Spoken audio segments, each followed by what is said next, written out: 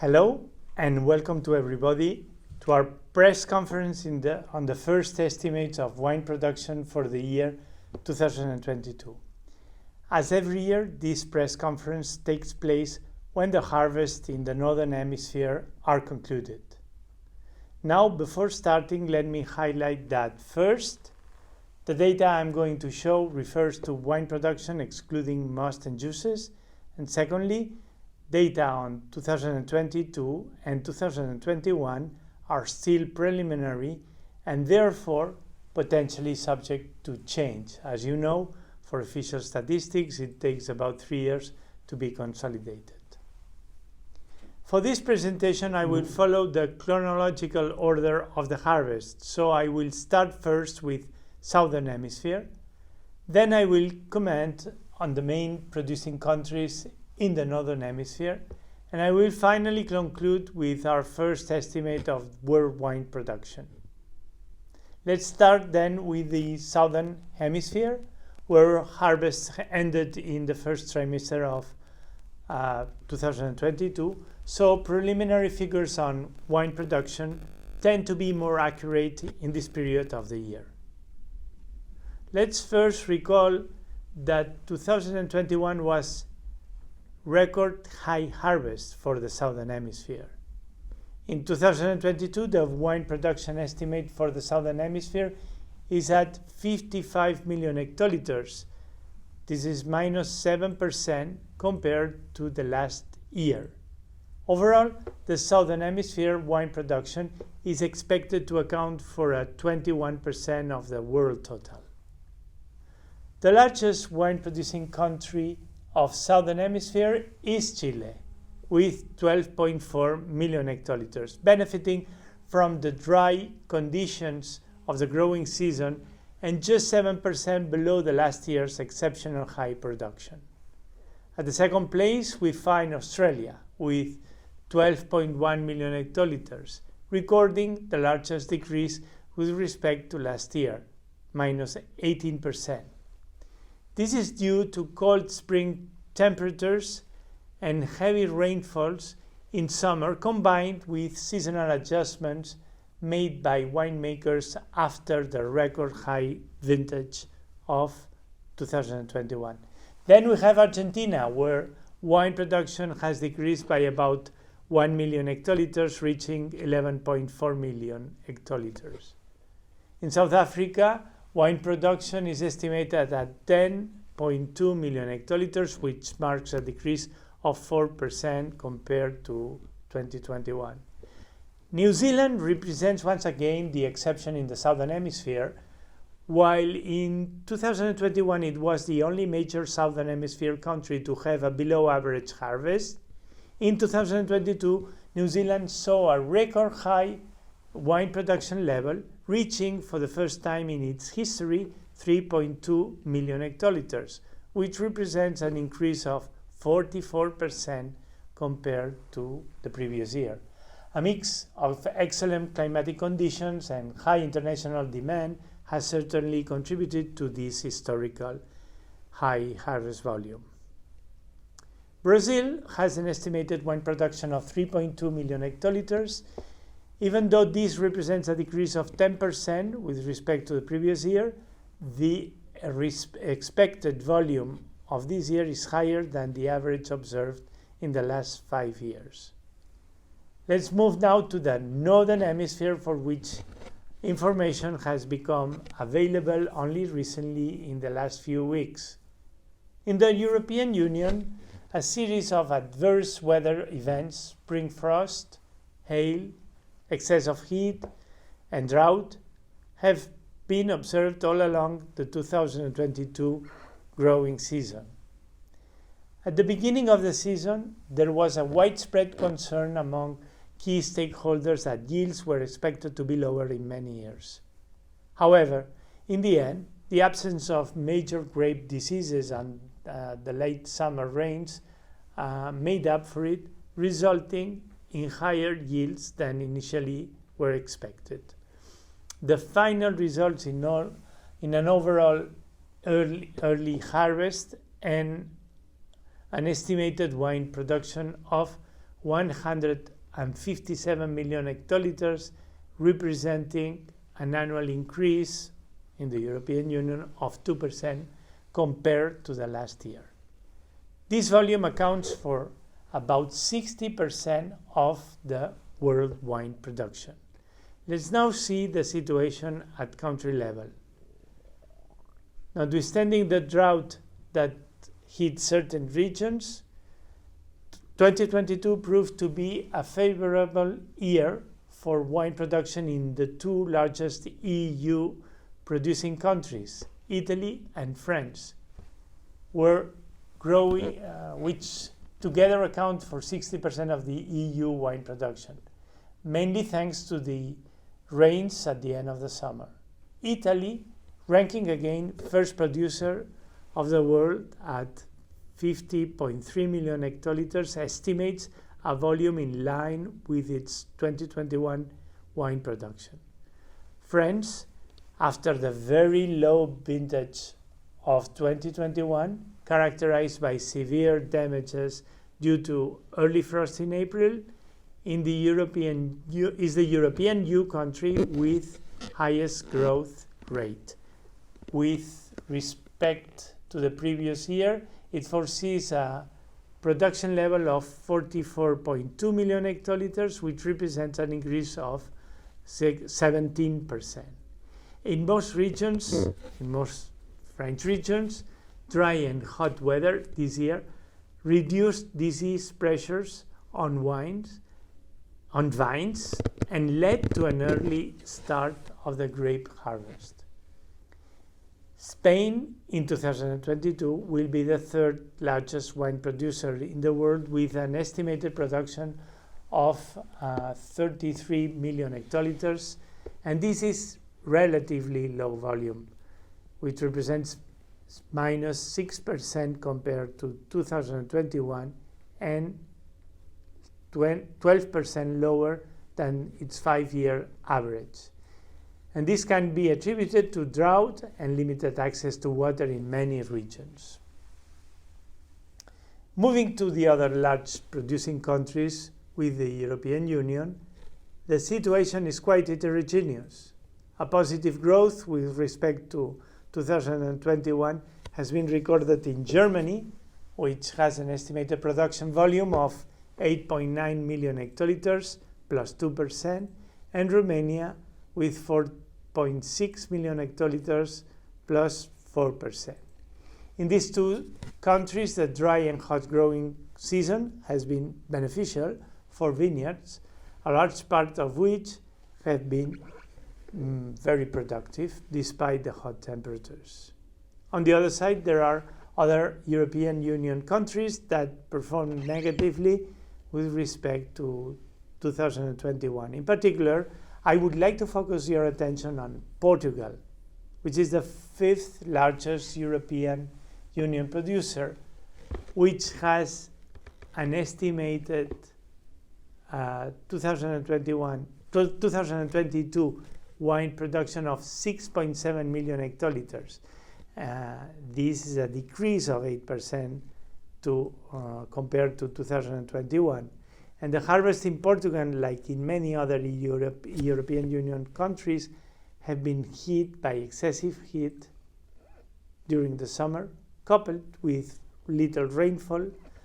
And an example of this is the Douro Valley, with a decrease of 20%. Another interesting case is Greece, one of the countries that was heavily affected by the heat wave this season. The expected wine production this year is estimated at only 1.7 million hectoliters. And this represents not only a sharp fall with respect to the previous year, almost 30%, but also a steep decline compared to its last 5-year average. Here we have a group of EU countries with a production volume less than 1 million hectoliters. Positive variation with respect to 2021 were registered in Bulgaria, Slovenia, and Croatia, and negative variations in the Czech Republic and Slovakia. These are the main producing countries with production of more than 1 million hectoliters that are in the northern hemisphere but outside the European Union. In the USA, the fourth producer at world level, the preliminary estimate for 2022 wine production is 23.1 million hectoliters. This figure is 4% lower compared to last year and 6% lower with respect to its 5-year average. This relative increase can be partially attributed to the early frost damages, drought-like conditions in summer, and consequent lack of water supply in certain US wine regions. At this time of the year, data on grapes harvest in China is not available, and neither in Russia. Wine production in Georgia is estimated at 2.1 million hectoliters, in line with the large production of 2021, and in Moldova, wine production is estimated at 1.3 million hectoliters, which represents a decrease of 7% compared to 2021. It is also worth noting that Switzerland, after 2 consecutive years of low production, is expected to record 1 million hectoliters, which is almost 60% higher than 2021. We can say that the heat waves experienced across Europe were somehow beneficial for Swiss vineyards at relatively high altitudes. And now finally, we get to the world wine production estimate for the year 2022. Based on information collected on 29 countries, which represent 91% of the world production, 2022 world wine production is estimated at 260 million hectoliters. This volume can be considered slightly below its 20-year average and seems to have fallen by 1% compared to 2021. This is due to higher than expected high harvest volumes in Europe, despite the drought and heat waves during the spring and summer, and average production levels recorded in the southern hemisphere and in the USA. Overall, in 2022, the dry and hot conditions observed across different regions of the world have led to early harvest and average volumes. Nonetheless, an overall good quality is expected. As you can see from this graph, world wine production seems to stabilize around 260 million hectoliters for the 4th consecutive year. It should be noted that, however, that the figures for 2022 must be taken with caution, as there are still large countries like China and Russia for which information is not available yet. Also, the high volatility in production volumes observed over the last years at country and regional levels makes forecast even more difficult, as we have seen last year with large revisions up to 10% made by some of our member states between September and March. My presentation on data of 2022 ends here, but I would like to share a few thoughts on the sector overall, its challenges, and the future ahead. As we have just seen, this year's harvest has been characterized by extreme heat and record-breaking drought that sped up ripening in vineyards all over the globe.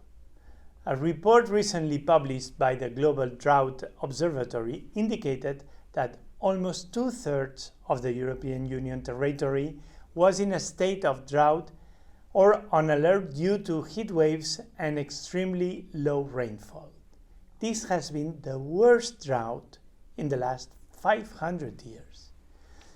And Europe was not the only region impacted. From East Africa to to California, we have extreme temperatures that were recorded this year.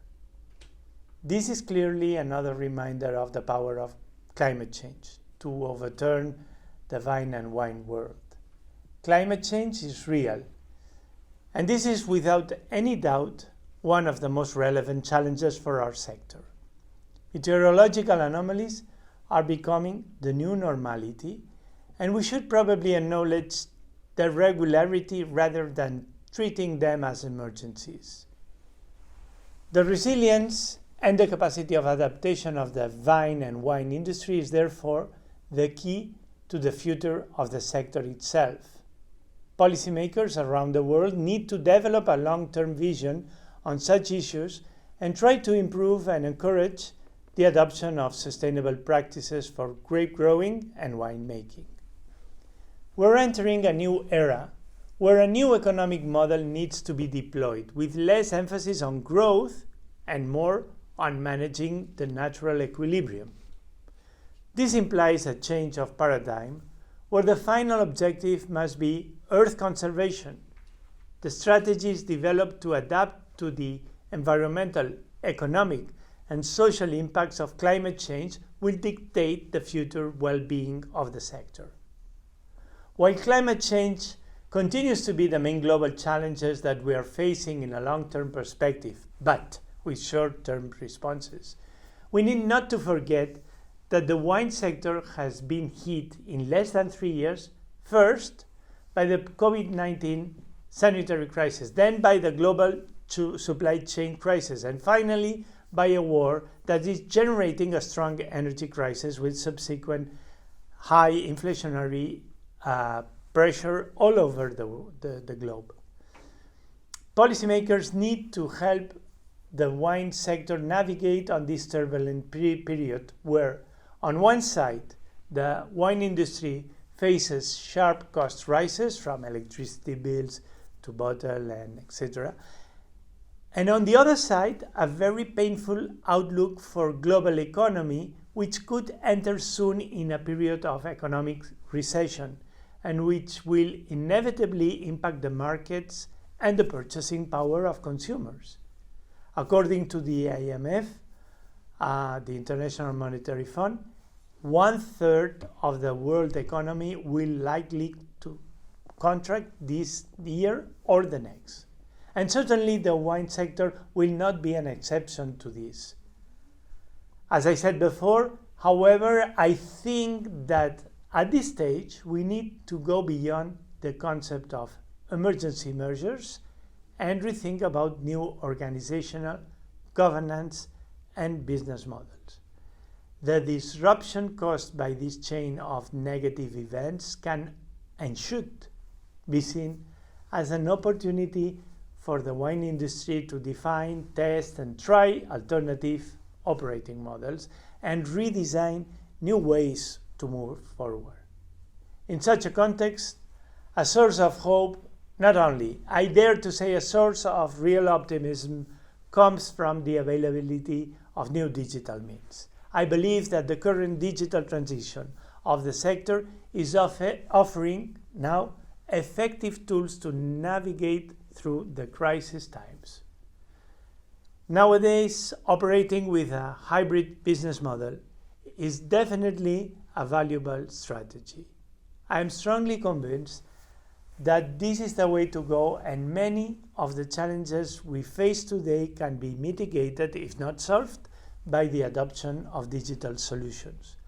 However, it is important that international organizations provide guidance on such issues and work on adapted data governance models to ensure a smooth and inclusive transition. Another powerful tool that the sector can rely on in these crisis times and whose impact is often underestimated is wine tourism. This is indeed a growing phenomenon that deserves particular attention from policymakers as it brings many benefits not only to the sector itself but to local and rural development thanks to the role played by synergies between wine culture, territorial identity, and tourism. If well managed, wine tourism can be also considered a very valuable example of sustainable tourism with a high quota of short distance travel. By looking at recent trends, it is clear how wine has become a key component. The wine tourism has been a key component for experiences where culture and lifestyle of many destinations and a growing travel motivation. This creates an opportunity to introduce the visitors directly to wine culture and to educate them on how the best to appreciate wine responsibly. Wine tourism is a way to discover territory and culture that are values that sustain wine and go further beyond a very reductive and basic vision in considering it as alcohol ingestion. Unfortunately, we continue to assist to the development of proposals for alcohol policies that are based more on doctrine than on science. We're dangerously stepping on a slippery path that could question the legitimacy of wine in our society. When approaching the OIV centennial, it is necessary to remind that the basic principles inspiring our organization were raised in the years of Prohibition. Needless to say that the legitimacy of our wine products is intrinsically rooted in the wine culture, of all OIV member states. I conclude here this press conference. If you want to download the data that I just presented and many more, I invite you to visit our new website that we launched a few weeks ago. And I want to thank you for your attention and stay safe.